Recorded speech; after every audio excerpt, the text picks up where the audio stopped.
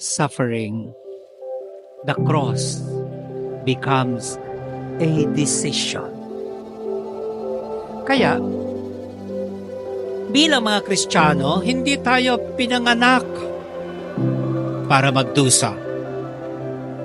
Hindi tayo bininyagan para magdusa.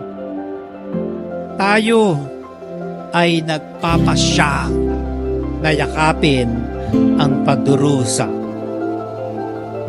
At dito natin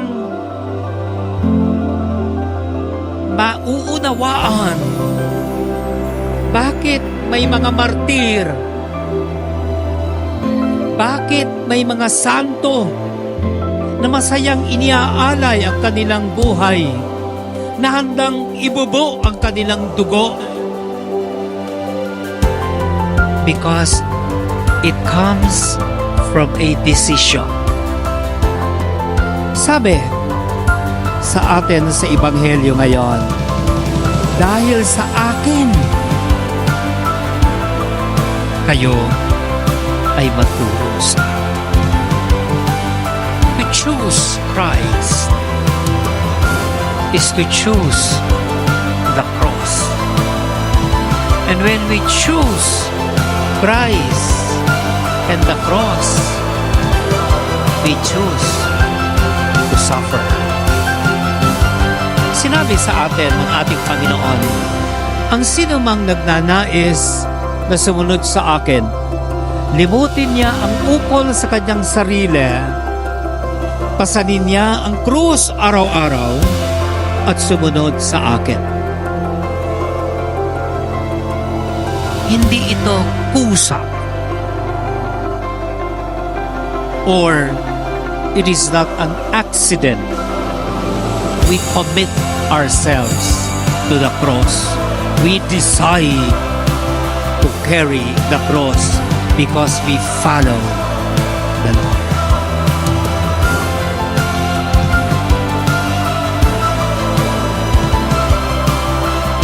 At ito ang makikita natin sa kasaysayan ng ating simbahan. Ang lahat ay tinatawag ng Panginoon sa kabanalan. Subalit iba't iba ang pamamaraan upang matugunan natin ang tawag na ito sa kabanalan.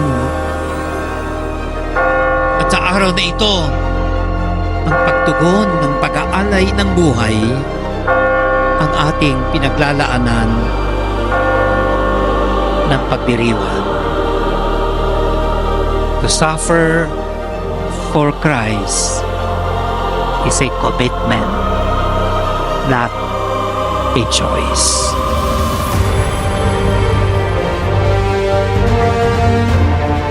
Kaya kahanga-hanga ang isang Kristiyano. Hindi lamang sa panahon na pupugutan siya ng ulo, hindi lamang sa panahon na siya ay nililibak, pinagtatawanan, hindi lamang minamaltrato o minamaliit ang isang Kristiyano para siya tawaging persecuted Christian. It is when also we fail to live how to love the way Christ loves that we persecute others. Paano tayo nakikiisa sa persecution, pag-uusig na ito sa mga Kristiyano? When we choose hatred, we persecute others. When we choose to listen to our own emotion, we persecute. Kaya wag natin tingnan ang Muslim, wag natin tingnan ang ibang relihiyon, wag natin tingnan ang mga hindi naniniwala sa Diyos bilang mga tagapag-usig.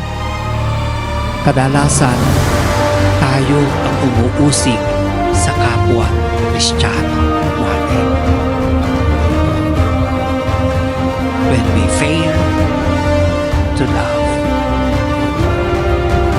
when we decide to hurt others. we persecute them. Yun ang hindi natin natututunan. That is why it is unavoidable that we suffer.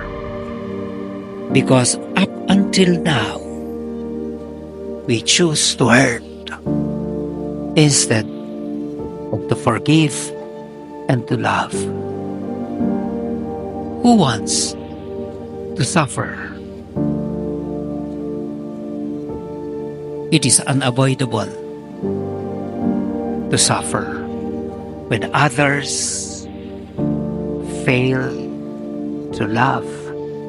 Instead, they inflict pain in whatever way. Magnilay tayo.